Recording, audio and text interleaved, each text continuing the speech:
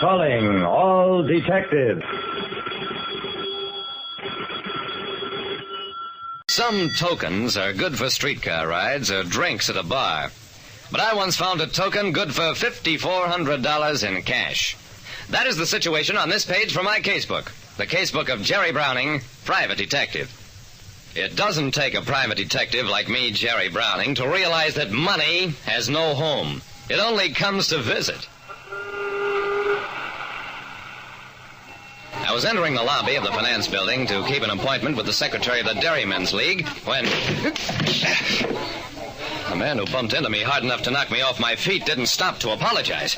By the time I got up, he'd run across the lobby, darted out the opposite exit on Market Street. Seconds later, 2 cops burst into the lobby, streaked across to the opposite exit in pursuit of the man. Oh, well, it's nice to see somebody else working for a change. I bent over to dust my trouser cuff when I noticed the coin on the lobby floor. It was about the size of a $50, had a face stamped on one side, some words in a foreign language on the other. I picked it up, then went on about my business.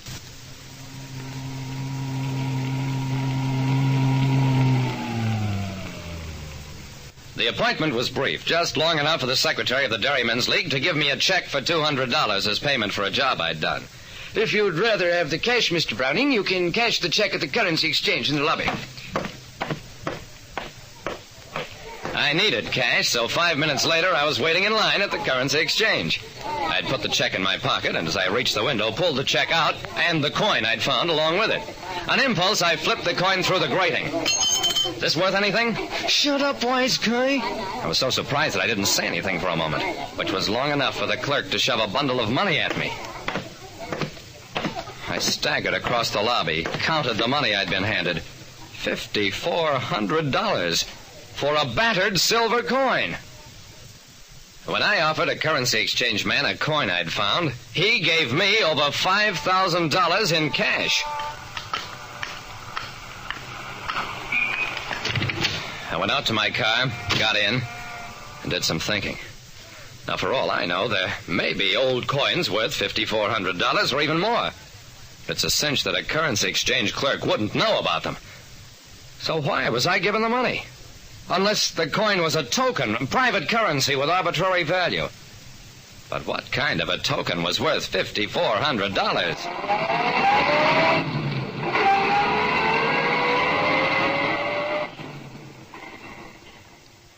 At police headquarters, Lieutenant Dawson told me all about the man who'd run into me in the building lobby.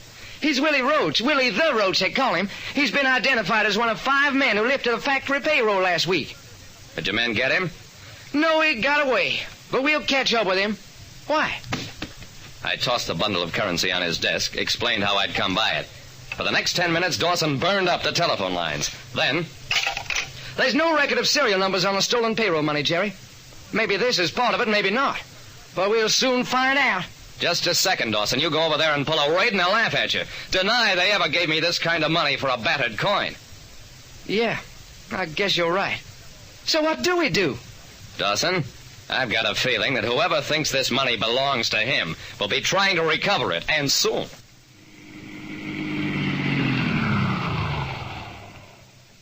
I drove home, parked my car in my garage, turned off the lights, stepped out, and... When I came to, I found myself lying on a couch. I didn't open my eyes all the way, just enough to make out that I was in a small room. At a little distance from me, 2 men were sitting at a table. Well, I'd been right. They did want their money, and a lot sooner than even I had thought, except that the money was locked up in a safe at police headquarters. I closed my eyes as the men got up, walked over to the couch. He's still out, Joe. You shouldn't have hit him so hard. So what? So he croaked, so who cares? I care. I worked for that, though. I'm entitled to it. If the guy croaks before I get it back, I'll never get it back. It's tough, Willie. Maybe I can choke some life back in him. I could feel Willie's breath on my cheek as he bent over me, and in that same instant, I drew up my knees and, not to make too fine a point of it, kicked him in the stomach. An instant later, Joe was smashing away with me with one hand, trying to draw a gun with the other. That was a mistake. Well, I was now in command of the room, though I had no idea what lay beyond it. I bent down, took the gun from where it had wedged in Joe's pocket, and for the first time really looked around. realized that I was in an office. I opened the door cautiously and found myself in the anteroom of a suite of offices. While I was still wondering what to do, the front door opened and a man walked in. Did you get the money back? It was a currency exchange man, and we recognized each other in the same instant. Come on in and close the door. Maybe I've got some more old coins you'd like to buy, or a bullet if you so much as jerk a muscle. Please don't shoot. Don't shoot, the man says. I'm going to cut you up into small pieces and toss them out the window. He looked as though he'd faint. I took a couple of menacing steps toward him, and he practically babbled. All about how he'd let a gang talk him into having his currency exchange used as a payoff point. How he'd purchased this group of old coins, which the gang used as tokens. How he took in hot money hauls at discount and eased the currency back into circulation. In fact, he was still babbling when the door opened again and Dawson burst in with a police squad. Jerry, I'm certainly glad I came in time. What happened to you? I glanced in the mirror, and even I was shocked at my appearance. Face battered, eyes almost closed. No wonder the currency exchange man had been so frightened. I gave Dawson a savage look. Dawson, you've got some peculiar ideas of coming on time. You'll find two characters sleeping in that office over there. This joint is probably gang headquarters. As for this character, he wants to tell you the story of his life. Me? I'm going home to bed. And that's all there was to it. The police rounded up the whole gang, and Dawson got his picture in all the papers. Not only for breaking up the currency exchange gang, all because he'd assigned one of his men to tail me, but also for saving my life. The money in the police safe was listed as part of the recovered loot, so I didn't get any of it.